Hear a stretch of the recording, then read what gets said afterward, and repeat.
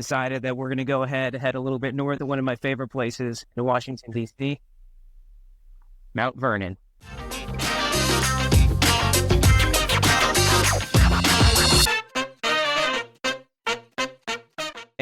We decided that we were going to drive a little bit north to one of my favorite places out here in Washington, D.C., and that's going to be Mount Vernon. You can see it in the background. It's the home of George Washington during the American Revolutionary War. It was also the place of his death. It's a very significant landmark out here in Northern Virginia, and we're going to go outside and get a little tour because they are shutting it down until 2026 in order to do some more renovations to the interior of this historic landmark. So we're going to take you with us.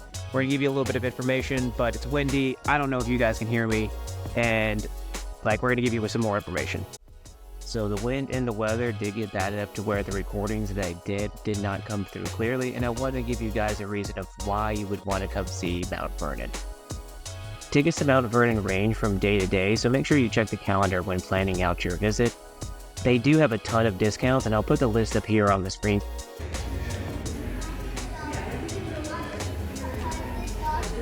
Mount Vernon is an amazing piece of history that's here in Northern Virginia, and I can't stress enough that you should be trying to visit it at least once when you're stationed here or if you're passing through. One cool thing for those with sensory issues is that Mount Vernon on the 21st of September will be hosting a sensory morning tour. Details on the screen if you are interested. We know that we will be there.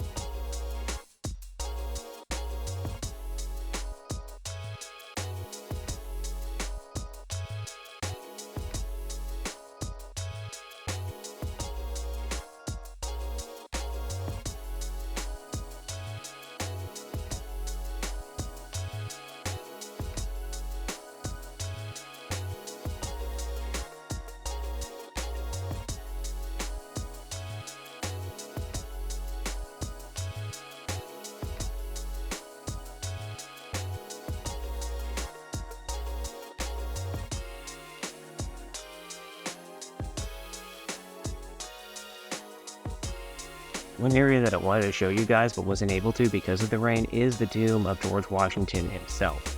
Depending on the time of the year, there will be wreath layings at the tomb at different times throughout the day. One area not shown in this video is actually the graveyard of the slaves who worked out at Mount Vernon. I didn't get a chance to get up there but the memorial on site is absolutely worth seeing, and I highly recommend it.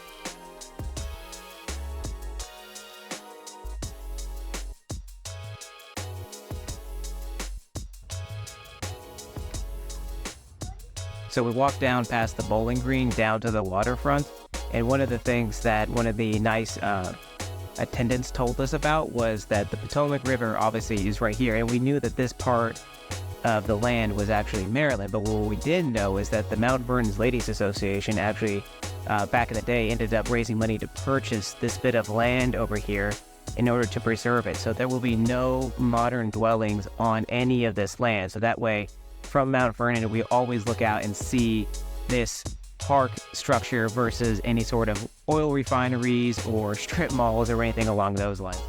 And we're back. It's the complete next day.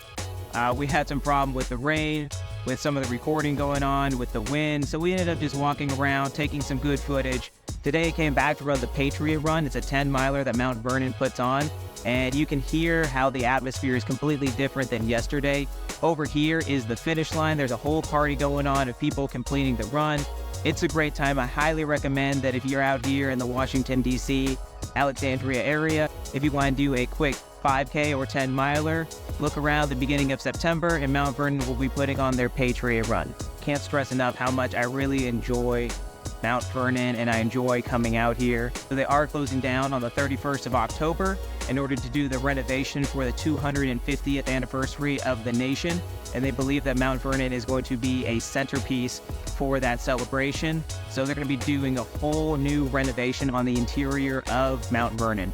So I'm going to go through, get one more tour. I can't record while I'm inside, but I can take some photos, post them on the Roaming Californian Instagram and Facebook page, and I'll see you then.